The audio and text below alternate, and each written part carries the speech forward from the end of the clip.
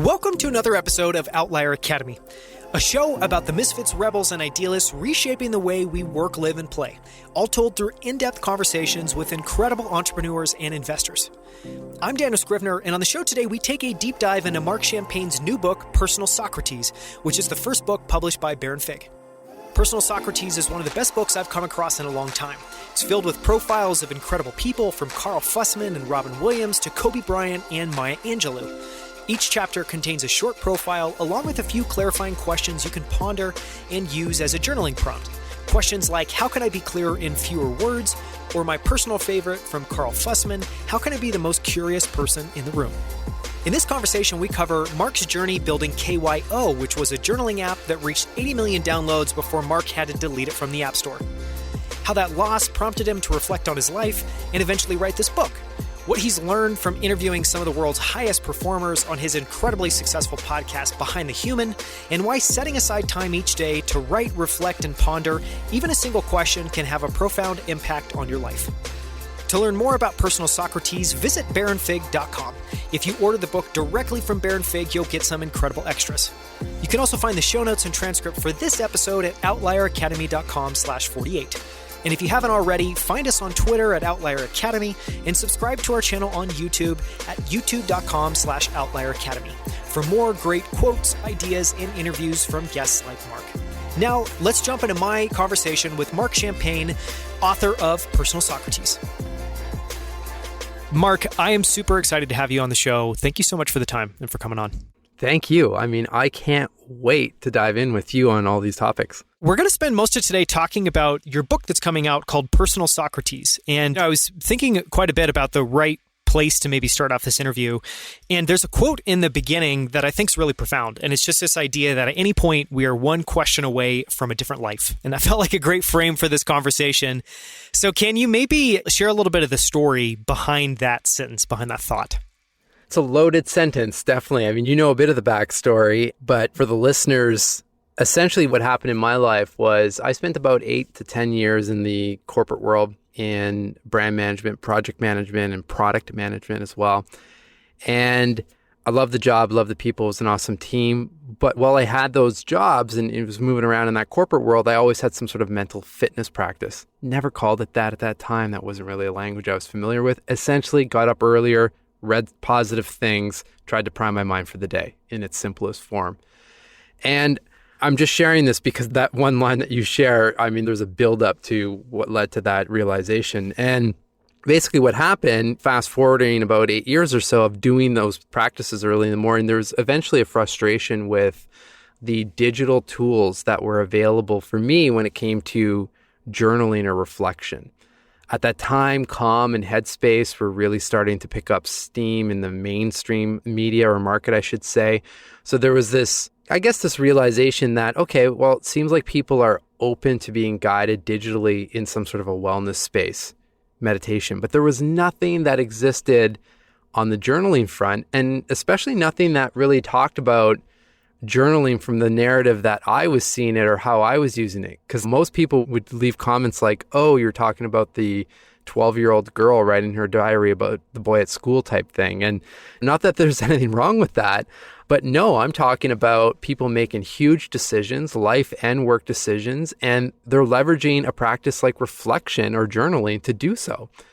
And what I was doing is I would take these questions that I would be picking up through blogs and books, and then eventually in podcasts, hit the market on podcasts, and then I would reflect on those prompts the next morning during my mental fitness time. It got to the point where it was like copy, paste, and different apps and word processor. I'm like, this is ridiculous. Like, there has to be a better way to do this. The App Store was thriving at that point. There were apps for everything. So I flipped my brother-in-law and co-founder of what became Keo an email saying, hey, here are the frustrations. Do you want to try this out and see if we can build something? As naive as that sounds right now, but we did. And eventually I left that corporate job to go all in on this journaling app called Keo. And within the first couple of years, without any type of paid media, we reached 86.9 million people in terms of App Store impressions. And there was hundreds of thousands of people that were using the product. But ultimately what happened, as much as we had a lot of traction and we had a lot of collaborations and great experts and brands in there with their content and their prompts leading people through a practice, our business model was not sound. It needed more time. We needed more resources. We needed to refine our team and find some different experts, especially on the development front. We had neither of those to continue. So we had to delete the app. And that's where that quote comes from, because at that point, it wasn't just deleting the app, it was deleting essentially my identity for the last 3 years. And at the time, I think my son was about 2 years old. I remember thinking, as much as my wife and I were doing everything possible to shield him from any of the stress that we were feeling, like, well, now what? What are we going to do next? We're living in one of the most expensive cities in Canada, Toronto. We don't even really like the place that we're living in. We can't afford it. And the backup plan, which was to go back to the industry I had left, just did not feel right. Everything in my being said, the work you're doing for this app in the space of mental fitness that's where you need to be. But I just deleted the vehicle that was allowing that to happen. And this is where it gets to that quote. Essentially, I was starting to go essentially to a deep depression. I've never been in that state before, but I remember reflecting, thinking, wow, this is what it must feel like to hit rock bottom. I can see how easy it would be to slip even further down this road and stay here, because I just felt hopeless, essentially. Until eventually I started remembering, well, wait a second, I've had the great pleasure and luxury to interview hundreds of people about their mental fitness and questions, and they're asking a very different set of questions. They're asking progressive questions to pull you out of things like this.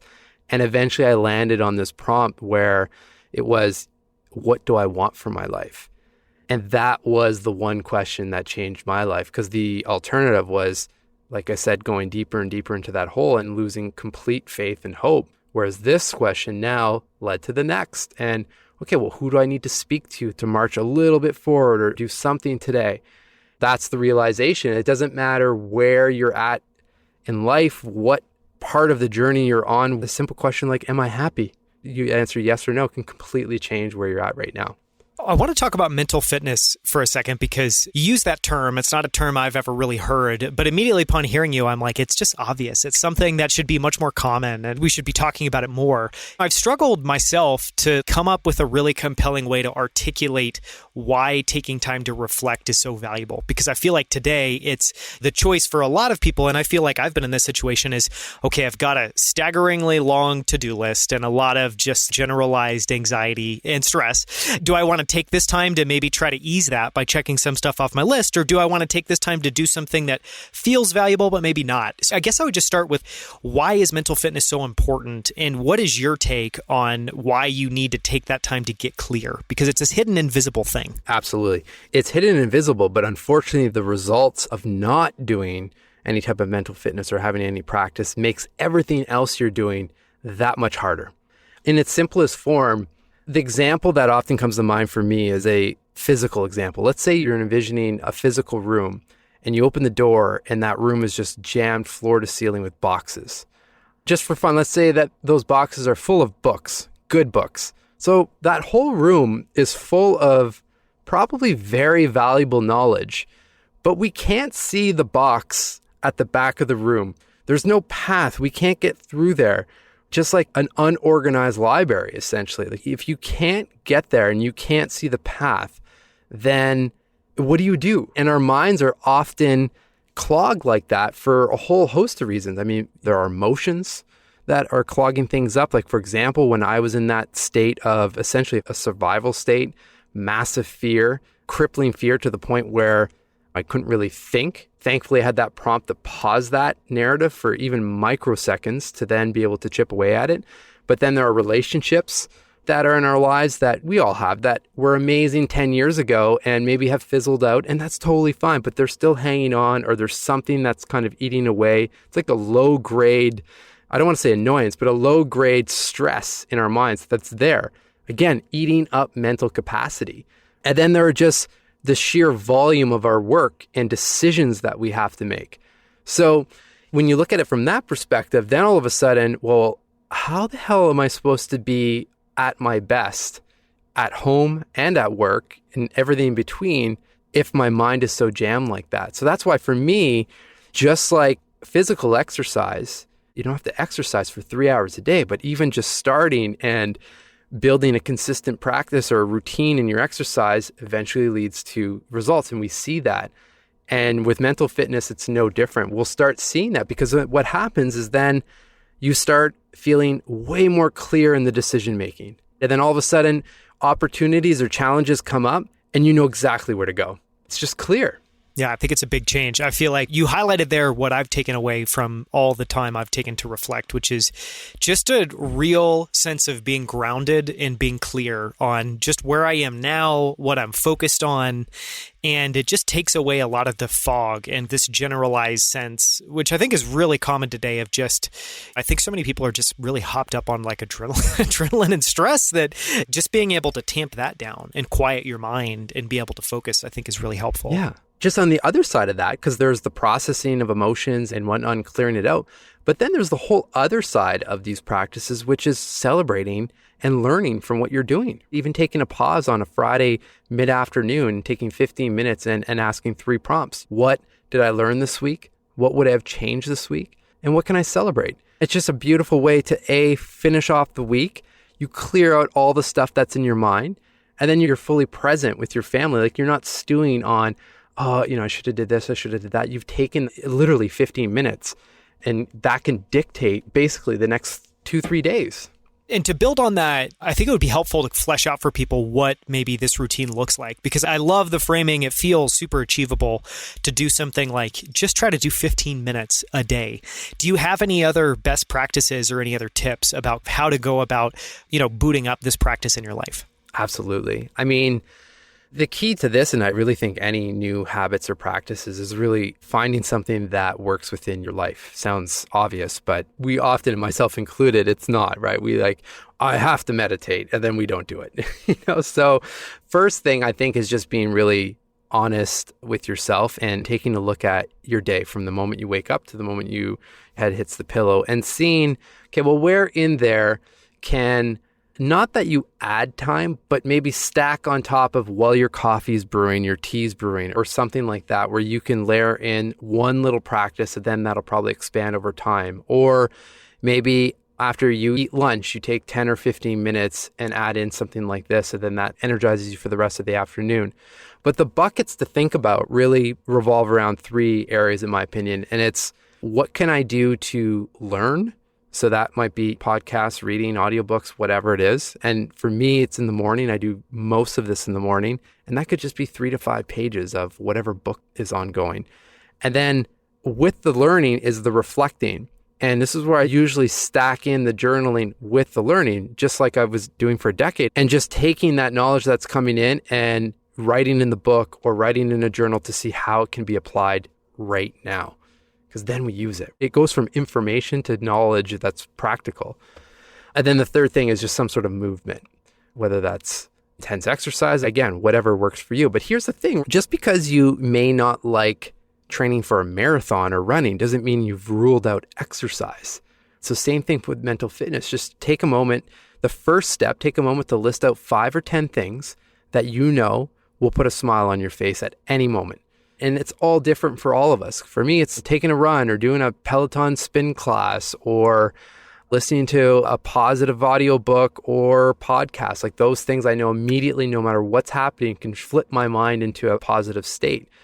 And then you have a default list. And then you can start working them into your routine, being kind to yourself, not trying to overdo it, and shame yourself for not over-indexing on these practices, essentially, right? I love that. I think that's super helpful. And the thing that I would just add is, I don't know why it took me 30 plus years to figure this out. What I eventually stumbled on was like, anytime I wanted to do something when I was in my 20s, I would set the bar just insanely high. It'd be like, if I'm going to work out, my workout has to be 90 minutes. I need to go through this whole crazy workout system that I found online and follow it to a T.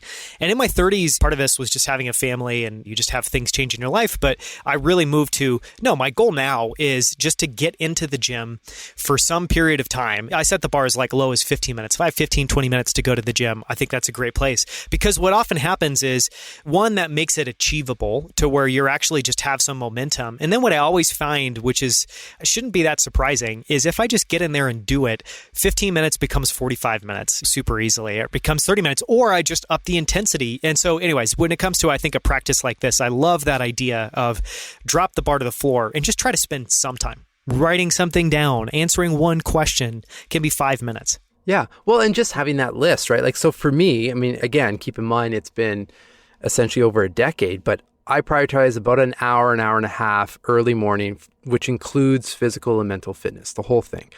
And within that time, though, it's not rigid. It's just that, okay, for those first 30 minutes, there's going to be something related to mental fitness in there. And when I wake up, that might be reading, that might be journaling, that might be doing Wim Hof breath work, some visualization, whatever it is. But that's been new for me. And it's only been the last, I'd say, couple of years. But man, does it ever take a huge amount of pressure off on sense of, again, I don't have to meditate. I don't have to journal today. I'm going to do something. And I'm going to do something that truly I feel like I need right now today. Yeah, I love that. I want to ask a little bit about your podcast, Behind the Human. And I think part of it is, it would be great, I think, if you could just generally share a little bit more of the backstory there and some of the people you've interviewed. But my one specific question is, you talked about in the beginning, like the progressive questions that high performers would ask themselves. And something I wanted to ask you is, I think for a lot of people, when they think about elite athletes or really successful entrepreneurs, I think people think that they have this kind of really harsh dialogue with themselves. They're always really pushing themselves. And what I found is, yes, there's some of that there. They are going after something big. They do need to push themselves, but they do it a lot of times or mostly from a gentle, loving place. And so I'd love it if you could talk a little bit about some of the questions and some of the ways that they think and how that maybe influences your approach to mental fitness.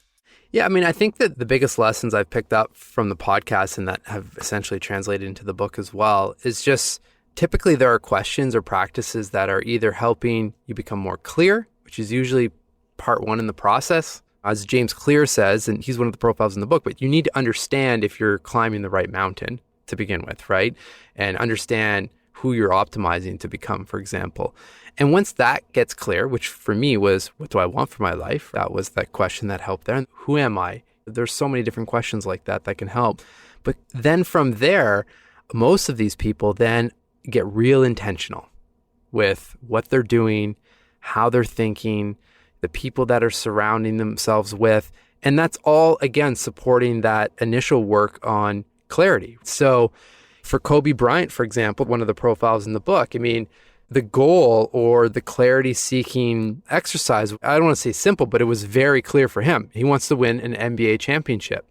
So when he's getting up an hour before the team to add in another workout at 4 a.m, he's human like the rest of us and also does not want to get up when the alarm goes off and has that whole internal negotiation that I'm sure everyone listening, myself included, have had in the past. It's so amazing how fast we can internally negotiate to stay under the covers, right? Because I remember doing this when I was writing the book, because I was writing the book really early in the morning. So I had other work, strategy work and whatnot. And I'll never forget the one time, I think I went to bed a little bit later. So then right away, as soon as I got up, sleep's really important. I know that if I don't get enough sleep, then that's going to affect the rest of my day. So I need to sleep an extra 20 minutes. Well, that's going to throw off my writing, but I can write maybe in the afternoon. I know I have an open slot. I'll block it off. The whole fast, right? And next thing you know, life happens and I don't write because meetings come up, calls, whatever. And I'm at the end of the day and that whole plan was blown out of the water where I could have just paused it and reflected on, just like Kobe, reflected on the overall goal, the clarity there.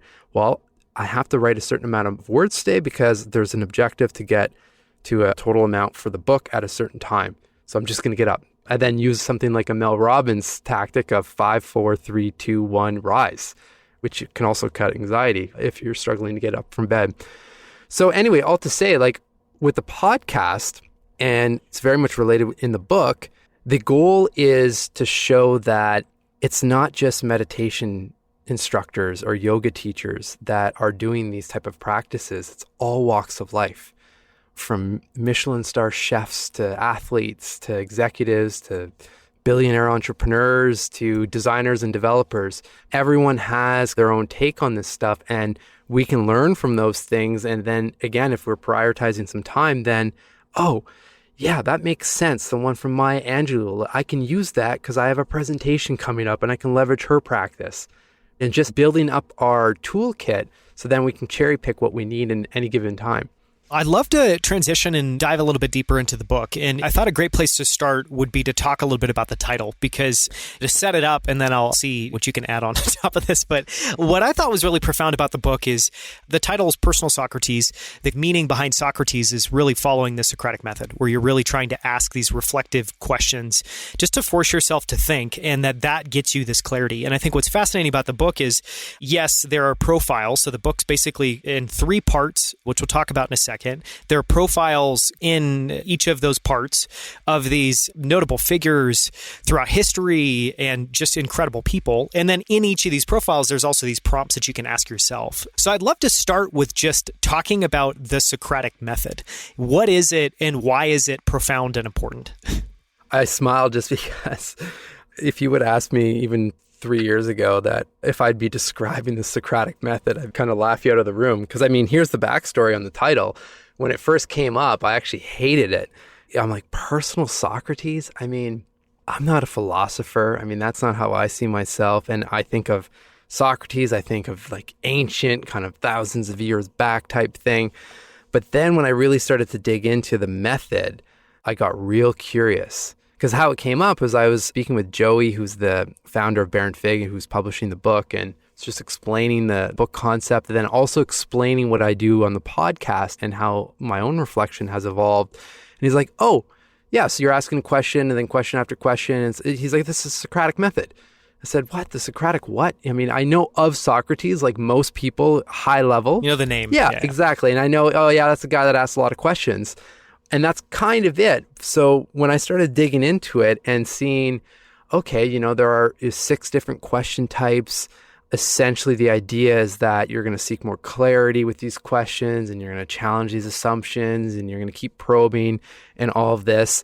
And then the thing that really lit me up was, wow, there's so many of us, good majority of us, that are actually using the Socratic Method often, and we don't even really know it.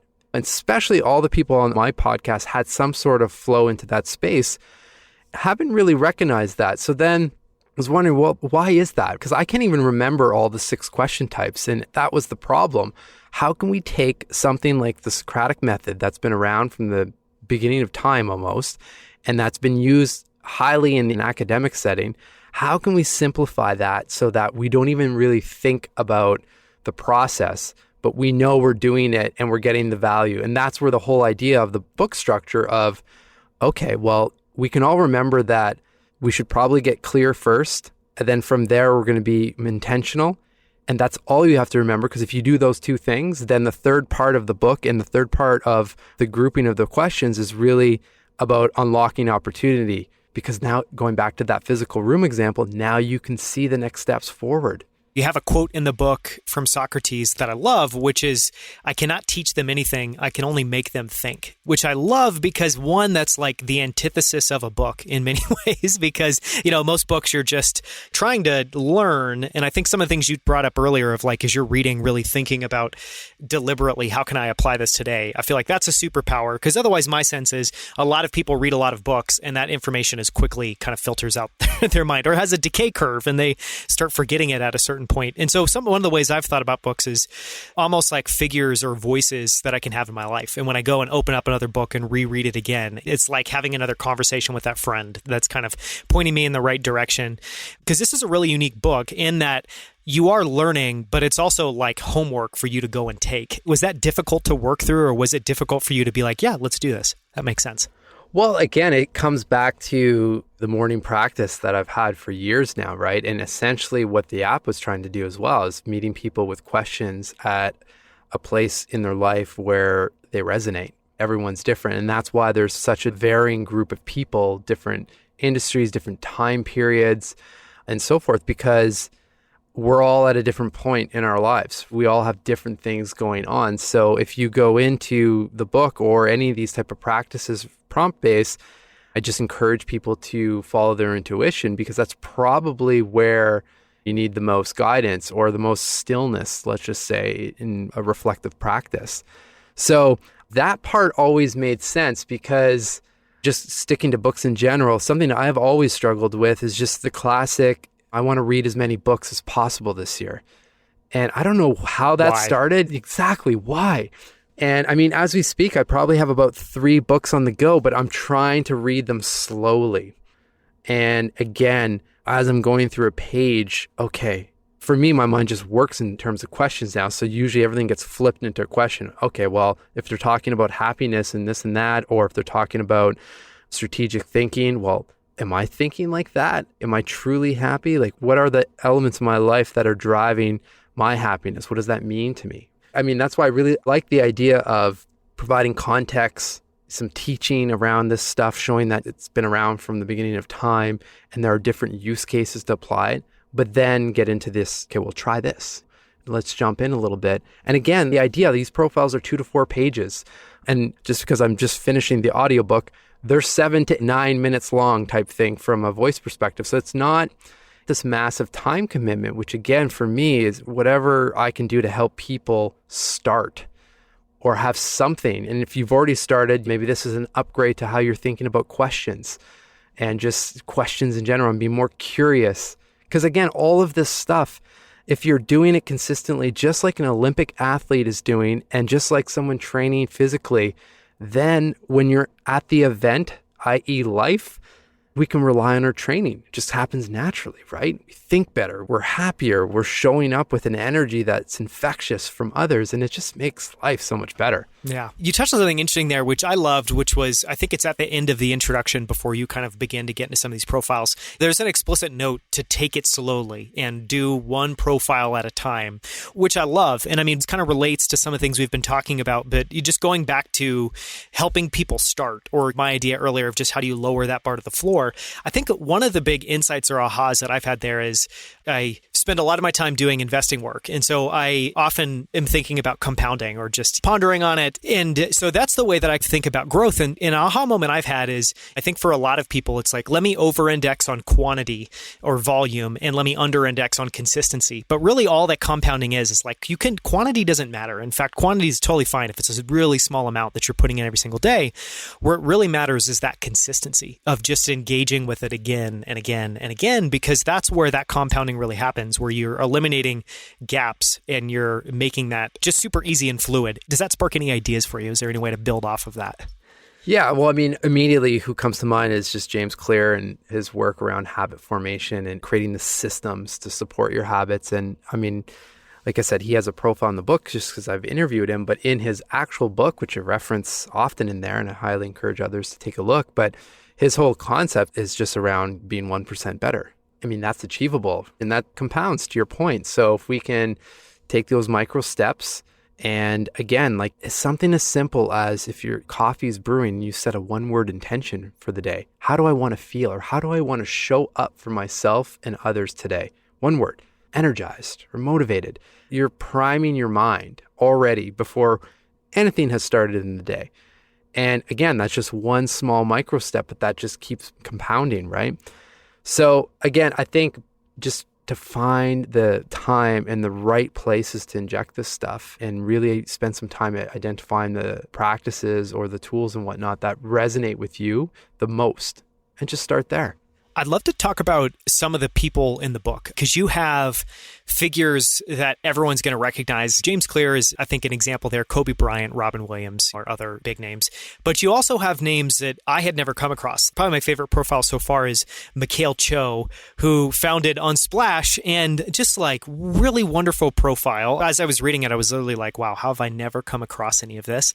And a really powerful question or prompt, which was, how can I be clearer in fewer words? Which, depending on your personality type. I think for me, that really resonated. Another example in the book is Chip Conley, who I'm sure I've read articles about him at some point. He was the head of hospitality. I'm probably butchering that title, but generally was at Airbnb for 4 years, still serves as a special advisor, has a background in hospitality, that had a fascinating question: how can I be the most curious person in the room? Which I think for you and I doing what we do is we definitely relate to. So I guess my question for you would be like, what are a couple of your favorite profiles? And then which profiles were the hardest to work through and put down and get to the aha moment or the question? So first of all, the intent of it was hard to pick, obviously, because at first the idea was, okay, let's take a look at the 200 or so people I've interviewed over the last 4 years and pick a diverse group of individuals in different industries and whatnot and backgrounds and write the profiles, because I have the content from the interviews. But then to your point, I mean, not all those names are recognizable, which I think is fine as long as it's balanced. But what about just any names? Like you said, the Kobe Bryants and Robin Williams or Coco Chanel, for example. I mean, anyone would recognize those names. Those were really hard to write because I'm not writing a biography on any of those people. And there have been, for most of them, incredible authors that have written, thick books on their lives and their learning. So like 500 pages. Yeah, exactly, which blows my mind. So I really had to go in and I had to essentially follow the flow of the book and the practice of doing enough research where I felt clear enough to then move to the intentionality part, which is the outline, and think, okay, if it's Maya Angelou or Robin Williams, what am I picking up from the research that I can throw a mental fitness lens on? Some of those questions, they're directly from them. Many are inspired just from how they thought or what their work was all about, but then it's mixed together with their stories and whatnot. But it was tough because, like I said, I was trying to keep the profile somewhat short and follow somewhat of a structure so that everything was consistent and was approachable for people. I mean, how do you summarize thoughts and advice from someone like a Robin Williams in 4 pages? And later on, in his case specifically, I remember I had to take a couple breaks. The way his life ended is just controversial when anyone takes their life. And I didn't want to write something to try to pass judgment on that or for others to start thinking along those lines, but really, what can we gain from Robin's life? Felt like a celebration. So I think you struck the right note there. Yeah, well, so thank you. But I mean, there were pauses there. And again, I just had to listen to what was going on and say, you know what, I'm going to take a break here and I'm going to outline another one. And I'll come back to this one once it felt clear enough. It was an interesting process. Obviously glad you're getting some value out of that. But the idea, again, is just to have a really diverse group and really land wherever you're at in your life. And then you can evolve. You can pick this thing up in 6 months or whatever, and there should be something that resonates. Like your favorite question now, if I've done my job properly, should be different in a month from now. Well, totally. Or my answer will be extremely different 6 months from now or 9 months from now than it is today, which is, I think, just as valuable. Do you have a favorite prompt or question? It can be from anyone in the book, but is there one that is like really resonating for you at the moment? Yeah, I mean, the one that resonates the most now, just given what I'm doing and just interviews like this and whatnot, it's kind of a combination of Cal Fussman's, which is how can I ask the best questions, and Chip Conley, which is how can I be the most curious person in the room, because they both link back to presence. And for Chip Conley, for example, to be the most curious person in the room, you also happen to be the most present person in the room. So for interactions like this, I mean, I just get so much energy from having conversations, especially, I mean, you and I really jive well together. We've had a few calls before. I mean, the best I can do is just like be super focused on your questions and our conversation and not be thinking of, oh, what may he ask next or what's next on the calendar, for example, and just be really, really dialed in.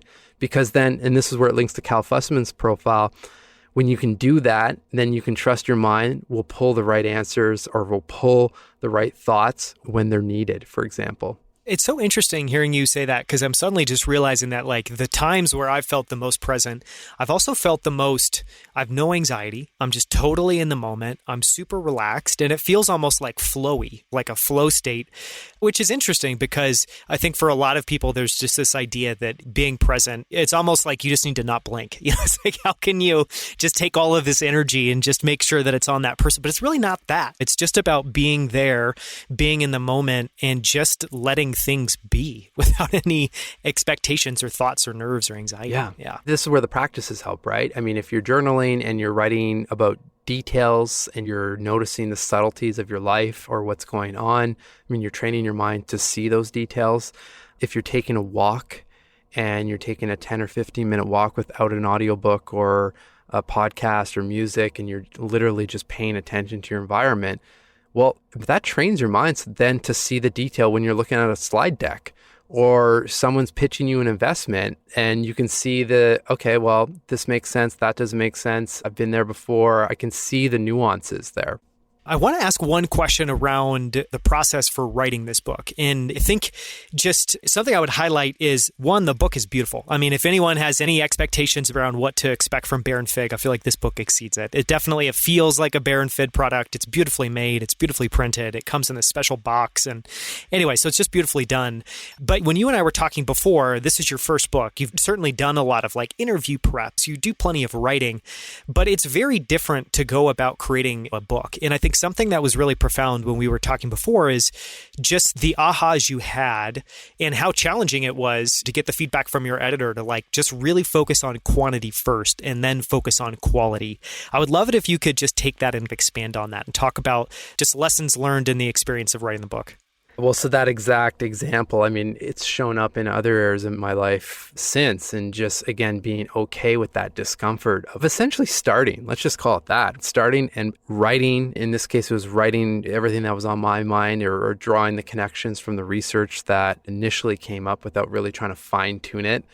And then you can do that as well if I'm preparing a keynote or a presentation or something, like just get it all out there, and then you can massage it and refine. But I think something that's played over in other areas of my work and life since writing the book is just the idea of, again, surrounding yourself with people you really trust and that are experts in different spaces.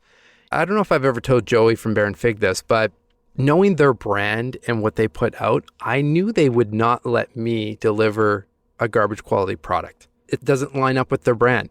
So there was a confidence there that, yeah, even though right now we're really working through content and what felt like garbage, eventually it's going to get to a polished state and I'm going to be really proud of it because they're going to be really proud of it. And same thing with my editor. And just instead of stewing, I would send her a text, be like, listen, I just need 5 or 10 minutes just to chat through some things. Do you mind jumping on the call? And often it had nothing to do with the writing and had everything to do with reassurance that, listen, what you're feeling right now is exactly what every first-time author or writer feels. Like, you're not alone in this process. It's totally fine. You can accept it. Just here's what I've seen that you can do to move through these things. And again, I mean, I had like Bear and Fig cue cards at the bottom of my monitor, essentially, write, it's about quantity, not quality. Or at times what I needed when I was trying to polish was write as if you're writing or speaking to a friend.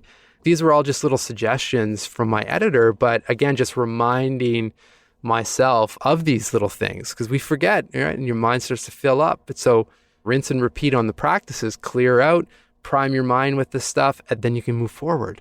I mean, as a designer, my background was in design. I did that for 15 plus years and still do a lot of that work today. But I still remember a really formative experience early on in my career was I was at Apple. I was a junior designer on the team when I first started. And it was the first time in my life that design for a lot of people feels like think about something for a little while, then take the best idea in your mind and just move forward with that. And at Apple, that was not at all the approach. The approach was very much like, we don't know what's the best ideas, and we're going to actually leave a lot of time to throw out a lot of different ideas, and then we're going to triangulate between those. And so I just remember there was this period of, say, 3 or 6 months where I felt like the lesson I was learning is just the benefit of continuing to throw out new ideas without any attachment or any judgment. It is really challenging because I think with all of us, our first thought whenever we're creating something, it could mean writing, tweeting, whatever, is the voice. What are people going to think of this? How could this get misinterpreted? Or what do I think of it? Is it good? Is it bad? And it really is like, just drop all of that. That can be a separate phase. And it is really helpful to just have it be two separate phases. So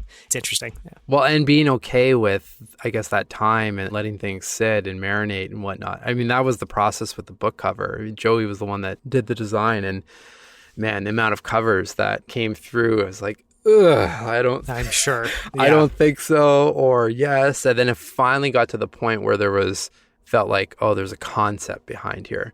And we got to that, but it took some serious time. So this book has been one of the most profound books I feel like I've come across in a while, just because rather than just something that can be read, it really feels something that you should use and you can apply. And it just feels incredibly practical in a wonderful way. So one question that I wanted to ask is, what is your hope at the end of the day for people to read the book? Is there a message you would just leave everyone with at the end of this conversation?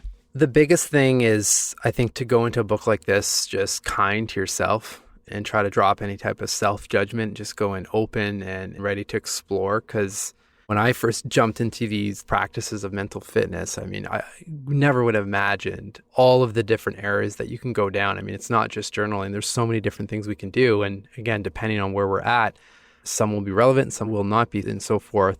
So for me, I mean, the greatest gift that I could get is knowing that someone landed on at least one prompt or profile that really paused the autopilot of life or work and stimulated some reflection that unlocked clarity and unlocked some intentionality. And then because of that, not only is that person feeling better and feeling and performing and showing up better, but there's a ripple effect to that with the people and the products they may be working on or whatever they're doing.